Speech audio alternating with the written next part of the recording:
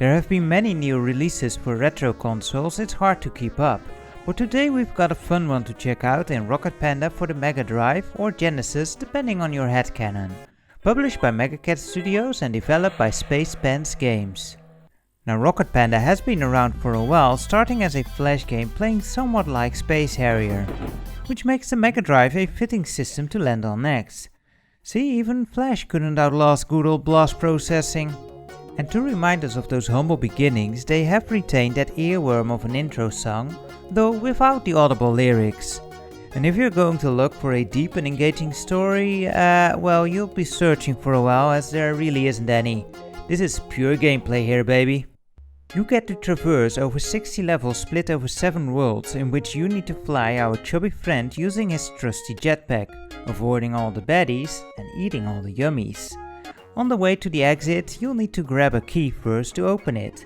There's also badgers found in cages that would love a lift to the exit as well. If you get hit but once, you'll have to restart the level.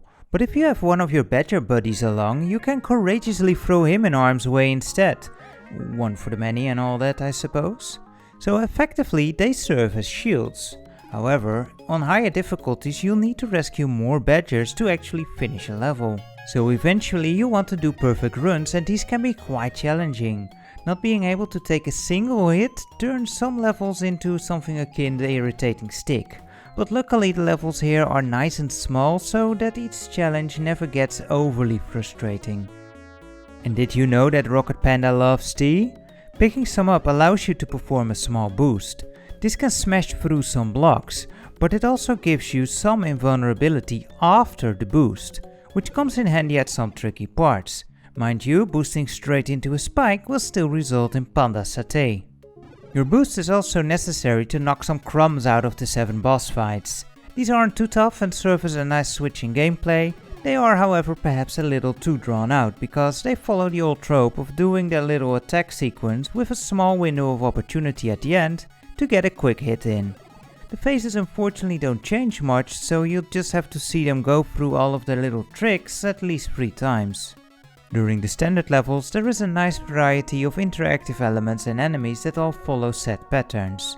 I don't think there is much randomness at all to the game and I can imagine some people will have fun routing out the most efficient paths.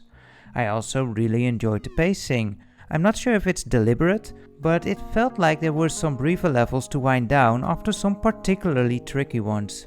And the game can be quite tricky at times, especially movement itself takes some getting used to, and that blasted gravity is of course pulling some more strings to thwart your progress once more. But the controls are really responsive and you have a generous hitbox. I found myself surprised I hadn't died far more often than thinking that I was hit unfairly.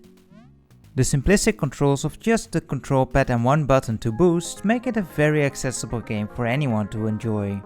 In combination with the vivid graphics, it actually kinda reminds me of an Amiga game, and I'm sure the game would work great on there as well. It just had that zany James Bond style, if you know what I mean, with the visual randomness of it all.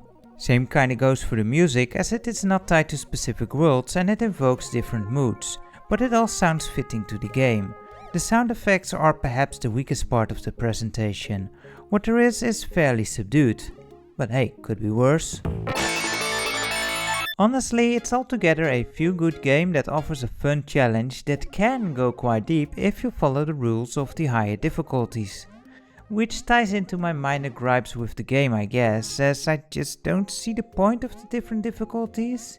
It only dictates the amount of required badgers per level, but since they are also tied into your score, there's already an incentive to pick them up if you're aiming for a perfect score.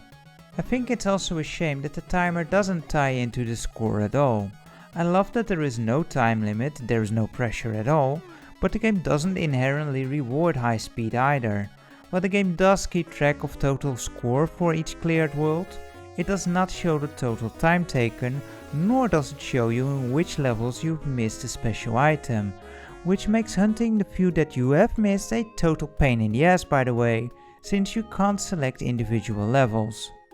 Right from the start you can freely select which world to play through with infinite lives and the game ends once you've finished that set. It does emphasize the idea of just pick me up and have fun, But the game has some substance for time and score competition, and it would have been nice to see it embrace that too. It does come with some basic in-game achievements to aim for, and there is a neat little bonus game in the form of an asteroids clone. So yeah, it's kinda like how it started on Flash, I guess. It makes no sense, but it's entertaining and hard to put down. I highly recommend you at least check out the demo to see if you enjoy the gameplay. But don't bring it into work, it kinda kills productivity. Thank you very much for watching. Please feel free to share your thoughts if you would. For now, the muzzle.